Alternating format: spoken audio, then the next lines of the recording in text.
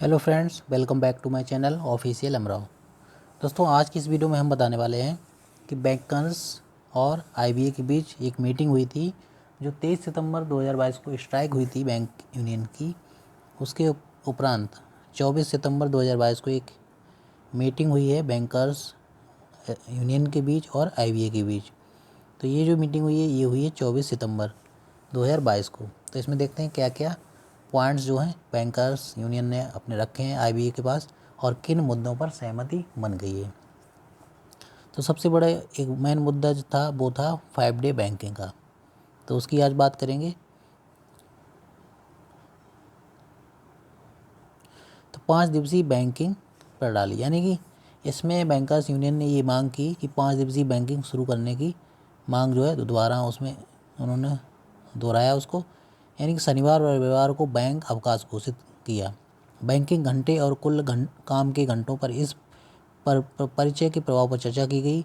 IBA ने कहा कि यदि शेष शनिवारों को अवकाश घोषित करने के कारण ग्राहक सेवा के घंटे और प्रतिदिन काम के घंटों को उचित रूप से मुआवजा दिया जाता है, फिर से वितरित किया जाता है और फिर से समायोजित किया जाता है तो वे मांग पर विचार करने के इच्छुक हो सकते हैं। यानी कि ये जो 5 डे बैंकिंग जो सिस्टम है ये जो है आईबीए विचार कर सकता है इस पर। इसमें ये भी कहा गया है कि अपने सूचित किया है कि व्यावसायिक घंटों और काम के घंटों को प्रतिदिन आधे घंटे तक संशोधित किया जा सकता है। यानी कि आपका टाइम सुबह या शाम जो भी एडजस्ट, वैसे ज़्यादातर चांस ये है कि आपका टाइम सुबह 9:30 बजे से कर दिया जा सकता है। इस मुद्दे पर आगे चर्चा पर सहमति बनी जिसमें इसमें कहा गया कि काम के घंटे की शुरुआत जो है सुबह में की जा सकती है। तो अगर सुबह में की जाएगी तो आपका टाइम हो जाएगा 9:30 बजे से।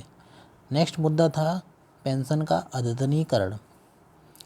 इसमें बैंकर्स यूनियन ने मांग की कि पेंशन को जल्द से जल्द अद्यतन किया जाए और सुझाव दिया कि यदि लागत का मुद्दा है तो पहले की जो 5वें 6वें और 7वें बाईपार्टल सेटलमेंट जो लगे थे उन उनमें जो है पेंशन भोगियों से शुरू होकर चरणबद्ध तरीके से अद्यतन किया जा सकता है।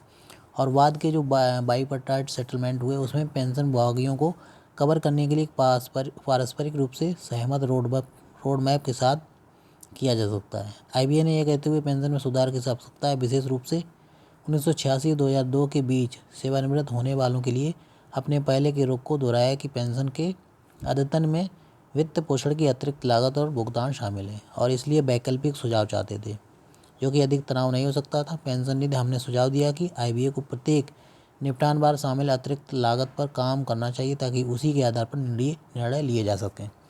इस मुद्दे पर आगे चर्चा पर सहमति बनी है। यानी कि आईबीए ने सहमति व्यक्त की है कि आगे इस पर चर्चा कर ली जाएगी। नेक्स्ट मुद्दा है कि 1986 से पहले के सेवानिवृत्त जीवित पति पत्नी के लिए अनुग्रह राशि। इसमें बैंकर्स यूनियन ने ये मांग की 1986 से पहले के सेवानिवृत्त लोगों को और उनके जीवित जीवन साथी को उनकी उन्नत आयु, चिकित्सा आवश्यकताओं आदि को देखते हुए भुगतान की जाने वाली अनुग्रह राशि में वृद्धि की जाए। आईबीए जो है उसने हमारी मांगों के प्रति सहानुभूति रखा और अपनी प्रबंध समिति में इस मुद्दे पर चर्चा करने और इसे सौहार्दपूर्ण ढंग से हल करने के लिए सहमत हो गए। नेक्स्ट मुद्दा क्या है कि पेंशन योजना में सुधार हो। तो इसमें ये कहा गया कि सेवाकालीन कर्मचारियों अधिकारियों के वेतन संशोधन के साथ पेंशन के आवधिक अद्यतनीकरण के लिए पेंशन विनियमन में एक खंड को शामिल करने जैसी योजना में सुधार। 20 के बाद सेवानिवृत्ति पर दिए जाने वाले वेतन के 50% पर पूर्ण पेंशन वर्तमान 33 वर्ष के बजाय वर्ष पिछले 10 महीनों के औसत या पिछले महीने के वेतन के आधार पर पेंशन की गणना जो भी सेवानिवृत्ति के लिए फायदेमंद हो आदि को लिया गया है। और आईबीए ने सूचित किया कि इन सभी मुद्दों को पेंशन विनियमों में संशोधन की आवश्यकता है और स्वीकार नहीं किया जाता है। इस स्तर पर डीए योजना में बदलाव आधार वर्ष को 2016 जो था उसमें स्थानांतरित करना, चूँकि सरकार केवल 2016 जो आधार वर्ष है उस पर श्रृंखला पर आधारित उपभोक्ता मूल्य सूचकांक प्रकाशित कर रही है, जिस पे सुझाव दिया कि हमारी डीए योजना को तदनुसार संशोधित किया जा सकता है। आईबीए ने सूचित किया कि इस मुद्दे पर वह आगे काम किया जा सकता है और अगली वेतन संशोधन प्रक्रिया में लिया जा सकता है क्योंकि यह शीघ्र ही देय होगा। नेक्स्ट मुद्दा देखते हैं क्या है। तो नेक्स्ट मुद्दों में ये मांग की गई कि कर्मचारी कल्याण कोष का आवंटन हो। तो ये जो है बैंकर्स यूनियन ने मांग को दोहराया कि कर्मचारी कल्याण कोष का आवंटन बैंकों के परिचालन लाभ के आधार पर किया जाना चाहिए, जैसा कि वर्तमान में है। आईबीए ने बताया कि इस मुद्दे को पहले ही सरकार के सामने संशोधित दिशा निर्देशों के लिए उठाया जा चुका है और आगे इस पर अमल किया जाएगा। नेक्स्ट मुद्दा है विकलांग कर्मचारियों के लिए वाहन भत्ते में वृद्धि हो। आईबीए ने पहले सहमति व्यक्त की थी कि भत्ता रुपये से बढ़ाया जाएगा, 400 रुपये से इसको बढ़ाया जाएगा और शाम 6 उसके बाद 6 बजे सरकार की मंजूरी के अधीन। चर्चा के दौरान आईबीए ने बताया कि इस मामले को पहले ही सरकार के साथ उठाया जा चुका है और इस पर कार्रवाई की जा रही। हमने आईबीए से इसमें तेज़ी लाने का अनुरोध किया और इसमें ये भी कहा है कि उत्तर पूर्व यानी सिक्किम, जम्मू कश्मीर, हिमाचल प्रदेश में सरकारी कर्मचारियों आदि को दिए जाने वाले विशेष भत्ते का भुगतान किया जाना है। हमने बताया कि यह मुद्दा लंबित समय से लंबित है, इसे शीघ्रता से हल किया जाना चाहिए। आईबीए ने सूचित किया कि मामले को सरकार से आवश्यक अनुमोदन की आवश्यकता है और लागत प्रभाव की भी उचित जाँच की जानी चाहिए। बैंकर्स यूनियन ने बताया कि मामले में अनुचित देरी स्वीकार नहीं है, इसलिए इसे बिना किसी देरी के हल करने की आवश्यकता है। नेक्स्ट मुद्दा ये था कि भूतपूर्व सैनिक कर्मचारियों के लिए फिटमेंट का स्पष्टीकरण। तो 11वीं के खंड 4C के अनुसार बाईपार्टाइट सेटलमेंट 1/11/2017 को लगा था और 11/11/2020 के बीच बैंकों में शामिल हुए भूतपूर्व सैनिक कर्मचारियों को पहले से ही दिए गए 10वीं BPS के तहत फिटमेंट को संरक्षित किया जाना चाहिए और आईबीए द्वारा बैंकों को स्पष्टीकरण दिया जाना चाहिए क्योंकि कुछ बैंक नहीं है इस प्रावधान को ठीक से लागू करने और संबंधित कर्मचारियों के लिए भारी वसूली के परिणामस्वरूप आईबीए उनके स्पष्टीकरण जारी करने के लिए उनकी कार्मिक समिति में हमारे विवाद पर चर्चा करने के लिए सहमत हुआ।